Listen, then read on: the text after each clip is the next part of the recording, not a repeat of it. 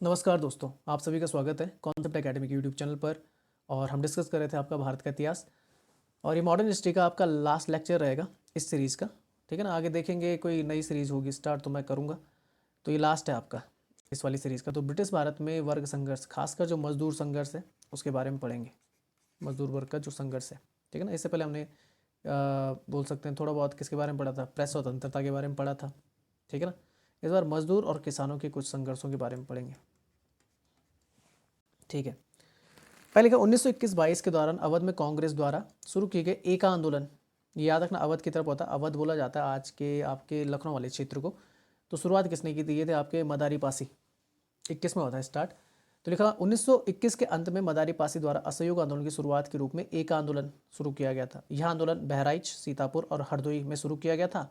आंदोलन का प्रारंभिक जोर जो था असहयोग नेताओं और खिलाफत नेताओं द्वारा प्रदान किया गया था। आप जानते हैं खिलाफत आंदोलन भी जुड़ जाता है किसके साथ?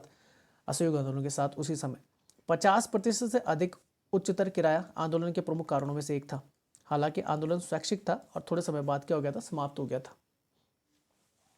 अच्छा, निम्न में से कौन से कारक भारतीय कृषक वर्ग की दरिद्रता से संबंधित थे? औपनिवेशिक आर्थिक नीतियां, बिल्कुल सही। नई भू राजस्व प्रणाली, बिल्कुल सही। भूमि पर अत्यधिक दबाव, बिल्कुल सही। उपनिवेशवादी प्रशासनिक और न्यायिक प्रणाली, बिल्कुल सही। चारों हो जाएंगे आपके सही। पढ़ लेते हैं। किसान आंदोलन या विद्रोही बेदखली भूमि लगान में वृद्धि के खिलाफ विरोध कर रहे थे, और साहूकारों के लालची तरीके और उनका लक्ष्य अन्य बातों के अलावा किसान अधिभोग अधिकार के बारे में बातचीत हो रही थी। प्रारंभिक किसान आंदोलन अक्सर सामंती और अर्ध सामंती संस्कृति से जुड़े थे और परिणाम स्वरूप हिंसक और उथल पुथल वाले थे। उपनिवेशवाद के तहत किसान के देखने को मिलते हैं। तो भारतीय किसानों की दरिद्रता औपनिवेशिक आर्थिक नीतियों, हस्तशिल्प की तबाही का प्रत्यक्ष प्रमाण थी। जब मैंने आपको बताया था कि जब बोलते थे औद्योगिकरण स्टार्ट हो जाता है यूरोप में, ठीक है ना, जिसके परिणाम स्वरूप भूमि की अधिक जनसंख्या, नई भू राजस्व प्रणाली और औपनिवेशिक प्रशासनिक और न्यायिक प्रणाली थी। जमींदारी जिलों में किसानों को अत्यधिक लगान, अवैध लेवी, मनमानी बेदखली और अवैतनिक श्रम का सामना करना पड़ता था। सरकार ने रैयतवाड़ी क्षेत्रों में पर्याप्त भूमि राजस्व एकत्र किया। अपनी आय के एकमात्र स्रोत के नुकसान के डर से अति भारतीय किसान अक्सर स्थानीय साहूकार को बुलाता था, जो दिए गए पैसे पर अत्यधिक ब्याज दरों की मांग करके पूर्व की कठिनाइयों का पूरा फायदा उठाता था। गिरवी रखी गई संपत्ति को कभी कभी साहूकार द्वारा जब्त कर लिया जाता था। समय के साथ सच्चे काश्तकारों को व्यापक क्षेत्रों में काश्तकारों, बटाईदारों और भूमिहीन मजदूरों की स्थिति में कम कर दिया जाता था। किसान अक्सर शोषण का विरोध करते थे और उन्हें जल्द ही एहसास हो गया था कि उनका असली विरोध औपनिवेश राज्य के खिलाफ था। कुछ मामलों में कठोर परिस्थितियों से बचने के लिए हताश किसान अपराधी बन जाते थे। लूटपाट, डकैती और सामाजिक दस्यु अपराध के लिए उन्हें अपराधी घोषित कर दिया जाता था। दक्कन दंगा, ये आपका आज के बॉम्बे की तरफ हुआ था। आयोग का संबंध किससे था? तो किसानों पर जो कर्जा चढ़ जाता है उससे संबंधित था। तो लिखा हुआ दक्कन दंगा 1875 का। तो यह विद्रोह पूना जिले के सुपा गांव में शुरू हुआ। 1875 में किसानों ने एक बाजार पर हमला कर दिया जहां कई साहूकार रहते थे। उन्होंने बही खाता जला दिया और अनाज की दुकानों को लूट लिया। उन्होंने साहूकारों, वह लोग जो व्यापारी और साहूकार दोनों थे, के घरों में आग लगा दी। किसानों को मुख्य उद्देश्य साहूकारों के खाते बही को नष्ट करना था, और उन्होंने हिंसा का सहारा तभी लिया जब ये पुस्तकें उन्हें नहीं सौंपी गई थी। उन्होंने साहूकारों के सामाजिक बहिष्कार भी किया और आंदोलन को एम जी रनाडे द्वारा सह स्थापित पूना सार्वजनिक सभा का भी समर्थन मिला था। याद रखना, Poona Sarvajanik Sabha, M G Ranade, Mahadev Govind Ranade. Police को ग्रामीण इलाकों में व्यवस्था बहाल करने में कई महीने लग गए। बॉम्बे सरकार ने शुरू में विद्रोह को तुच्छ बताकर खारिज कर दिया था। हालांकि भारत सरकार ने मामले की जांच के लिए बॉम्बे पर दबाव डाला। तदनुसार दक्कन दंगा आयोग की स्थापना की गई, जिसे 1878 में ब्रिटिश संसद को एक रिपोर्ट द्वारा प्रस्तुत किया गया था। 1879 में कृषक राहत अधिनियम पारित किया गया, जो यह सुनिश्चित करता था कि किसानों को गिरफ्तार नहीं किया जा सकता है, और अगर वह अपने कर्ज का भुगतान करने में असमर्थ है तो उन्हें कैद किया जा सकता है। बस ये याद रखना आप लोग, दक्कन दंगे 1875 के। स्वदेशी उत्थान के दौरान मजदूरों की हड़ताल के संबंध में निम्न में से कौन सा कथन सही है? ये हड़तालें सरकारी प्रेस, रेलवे, जूट उद्योग द्वारा आयोजित की गई थी, बिल्कुल सही है। ट्रेड यूनियन श्रमिक संघ बनाने के लिए प्रयास किए गए और ये बहुत ज़्यादा सफल नहीं रहे, बिल्कुल सही है। इस अवधि की सबसे बड़ी हड़ताल तिलक की गिरफ्तारी और मुकदमे के बाद आयोजित की गई थी, बिल्कुल सही है। ठीक है ना, पढ़ लेते हैं। देखो लिखा हुआ है 1903 से 8 का स्वदेशी उभार श्रमिक आंदोलन के इतिहास में एक विशिष्ट मील का पत्थर साबित हुआ। एक आधिकारिक सर्वेक्षण ने इस अवधि की दो विशिष्ट विशेषताओं के रूप में औद्योगिक हड़तालों में पेशेवर आंदोलनकारी और श्रम के संगठन की शक्ति के उदय को इंगित किया था। ट्रेड यूनियन श्रमिक संघ बनाने के प्रयास हुए, लेकिन ये बहुत सफल नहीं रहे थे। ठीक है ना, हड़तालों की संख्या में तेजी से वृद्धि हुई। यह हड़तालें सरकारी प्रेस, रेलवे और जूट उद्योगों द्वारा आयोजित की जाती थी। स्वदेशी नेताओं में से 4 प्रमुख नाम जिन्होंने खुद को श्रमिक संघर्षों के लिए समर्पित किया था, उनमें से एक थे आपके अश्विनी कुमार बनर्जी, प्रभात कुमार रॉय चौधरी, प्रेमतोष बॉस और अपूर्व कुमार घोष। इस सब या बोल सकते हैं इस समय अखिल भारतीय संघों के गठन के पहले अस्थायी प्रयास भी किए गए थे, लेकिन ये सब असफल रहे। हालांकि यूरोपीय उद्यमियों और भारतीय उद्यमियों में कार्यरत श्रमिकों के प्रति विभेदक रवैया इस अवधि के दौरान भी बना रहा था। स्वदेशी दिनों के दौरान श्रमिक आंदोलन की शायद सबसे महत्वपूर्ण विशेषता थी विशुद्ध रूप से आर्थिक सवालों पर आंदोलन और संघर्ष के दिन के व्यापार राजनीतिक मुद्दों के साथ श्रमिकों की भागीदारी में बदलाव आना। 16 अक्टूबर 1905 को राष्ट्रीय उपहार जिस दिन बंगाल का विभाजन लागू हुआ, में बंगाल में मजदूर वर्ग की हड़तालों और हड़तालों का एक उछाल आपको देखने को मिलता है। उस समय कलकत्ता स्वदेशी नेताओं ने द्वारा बुलाई गई फेडरेशन हॉल की बैठक में भाग लेने से इनकार करने के बाद हावड़ा में बर्न कंपनी शिपयार्ड के में 12,000 की संख्या में श्रमिकों ने काम पर क्या लगा दी, रोक लगा दी। तमिलनाडु में तूतीकोरिन में सुब्रमण्यम सिफ ने फरवरी मार्च 1908 में एक विदेशी स्वामित्व वाली कपास मिल में हड़ताल के लिए अभियान चलाया और कहा कि उच्च मजदूरी के लिए हड़ताल से विदेशी मिलों का निधन हो जाएगा। शायद इस अवधि में मजदूर वर्ग द्वारा सबसे बड़ा राजनीतिक प्रदर्शन तिलक के मुकदमे के दौरान किया गया था। स्वदेशी काल कुछ कट्टरपंथी राष्ट्रवादी नेताओं के बीच एक समाजवादी रंग की धुंधली शुरुआत को देखने के लिए भी था, जो यूरोप में समकालीन मार्क्सवाद और सामाजिक लोकतांत्रिक तार्किकता के संपर्क में रहा। 1921 का मोपला विद्रोह, यह आपका केरल में होता है, जहाँ पर आपके मुस्लिम जो किसान रहते हैं वो भिड़ जाते हैं किसके साथ, हिंदू साहूकारों के साथ। तो लिखा मोपला विद्रोह 1921 में मोपला दंगे के रूप में भी जाना जाता है। 19वीं शताब्दी में केरल के मोपला मुसलमानों द्वारा दंगों का चरम बिंदु पर था। मालाबार में अंग्रेजों और शुरुआती 20वीं शताब्दी में हिंदू जमींदारों के बीच के खिलाफ ये हुआ।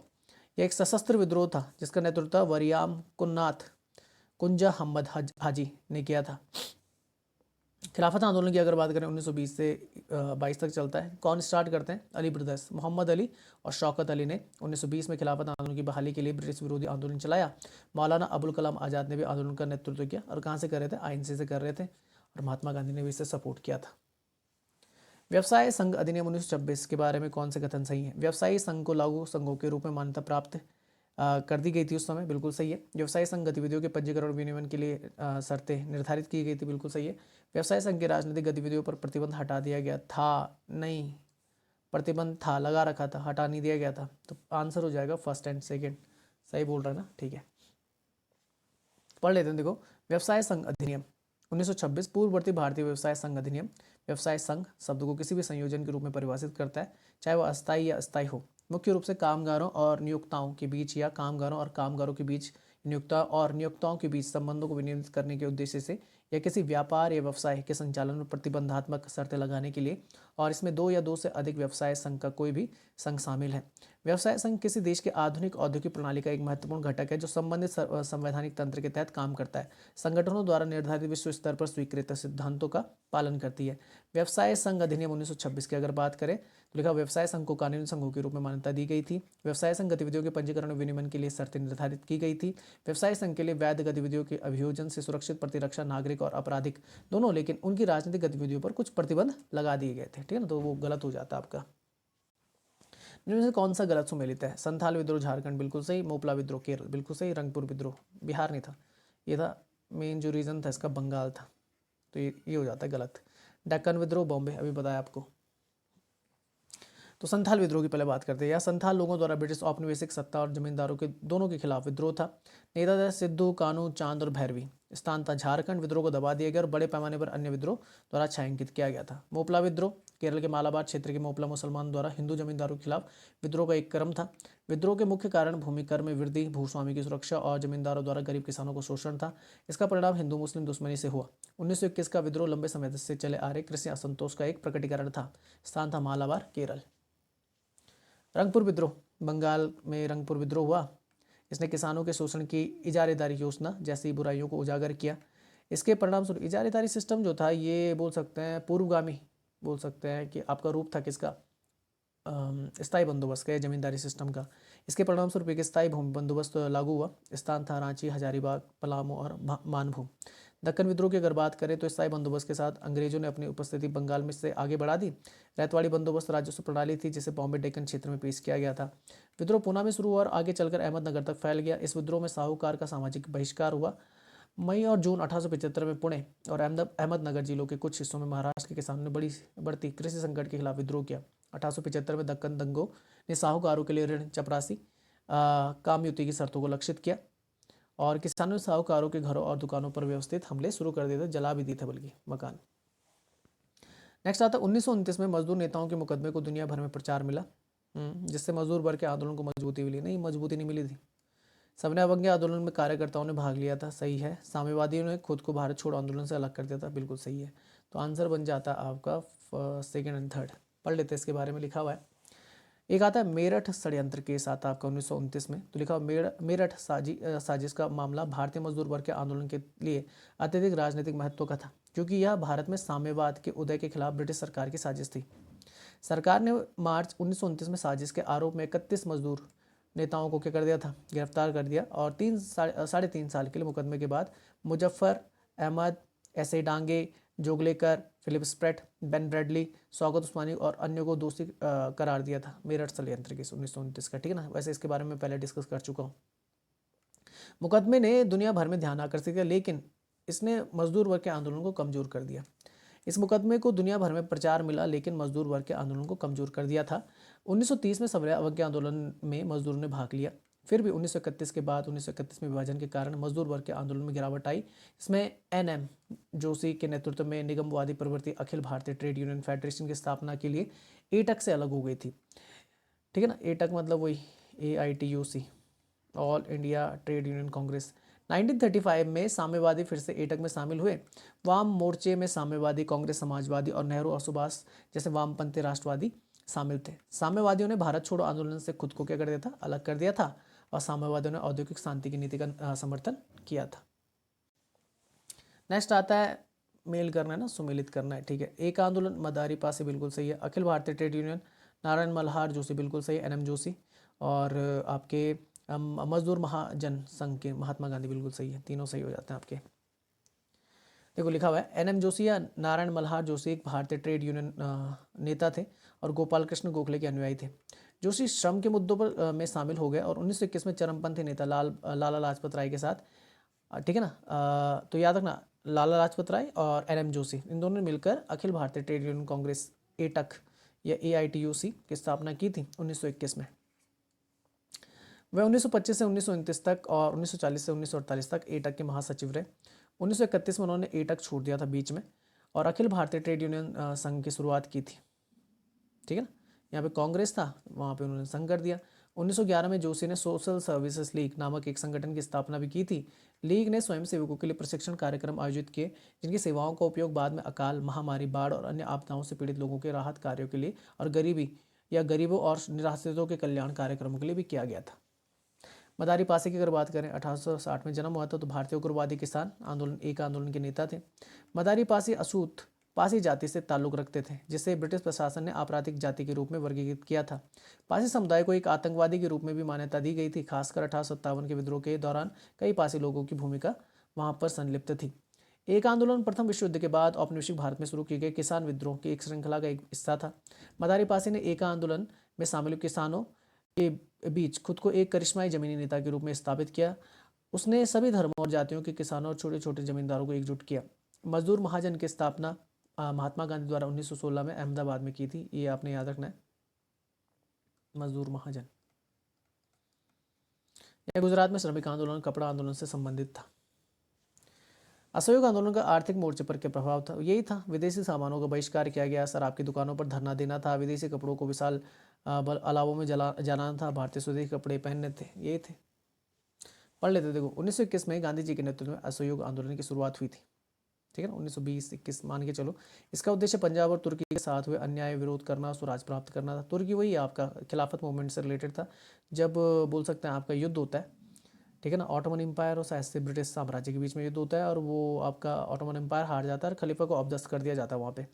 शिक्षित माध्यम वर्ग ने शहरों और कस्बों में आंदोलन का नेतृत्व किया। शैक्षणिक संस्थानों, कानून अदालतों और विदेशी सामानों को बहिष्कार किया गया। आर्थिक मोर्चे पर असहयोग के प्रभाव अधिक नाटकीय थे। विदेशी सामानों को बहिष्कार किया गया, शराब की दुकानों पर धरना दिया गया, विदेशी कपड़ों को भीषण अलाव में जला दिया गया। विदेशी कपड़े का आयात 1921-22 के बीच आधा रह गया। इसका मूल्य 102 करोड़ रुपए से घटकर 57 करोड़ रुपए रह गया था। कई जगहों पर व्यापारियों ने विदेशी वस्तुओं के व्यापार और विदेशी व्यापार के वित्त पोषण से इनकार कर दिया। जैसे जैसे बहिष्कार आंदोलन फैल गया और लोगों ने आयातित कपड़ों को छोड़ना शुरू कर दिया और केवल भारतीय कपड़े पहनने लगे, भारतीय कपड़ा मिलों और हथकरघा का उत्पादन क्या था, बढ़ गया था। इस प्रकार यह हम कह सकते हैं कि असहयोग आंदोलन के कारण विदेशी वस्तुओं का बहिष्कार किया गया, शराब की दुकानों पर धरना दिए गए और विशाल अलावों में जलाए गए विदेशी कपड़े और भारतीय कपड़े पहने गए थे। कुछ कारण थे देखो स्टार्ट होने के। प्रथम विश्व युद्ध ने भारतीय लोगों को दुख और बढ़ा दिया था। भारी करों, उच्च कीमतों, अकाल और महामारियों ने लोगों के जीवन को दयनीय बना दिया। रॉलेट एक्ट ने पूरे देश में बड़े पैमाने पर विरोध प्रदर्शनों को आमंत्रित किया। जलियांवाला बाग हत्याकांड और पंजाब के साथ किए गए अन्याय के ने भारतीयों को नाराज कर दिया। तुर्की से दुर्व्यवहार से मुसलमान क्या हो गए थे, दुखी हो गए थे। खिलाफत आंदोलन उससे स्टार्ट हो जाता है। भारतीय समाज के कई वर्गों को काफ़ी आर्थिक संकट का सामना करना पड़ा।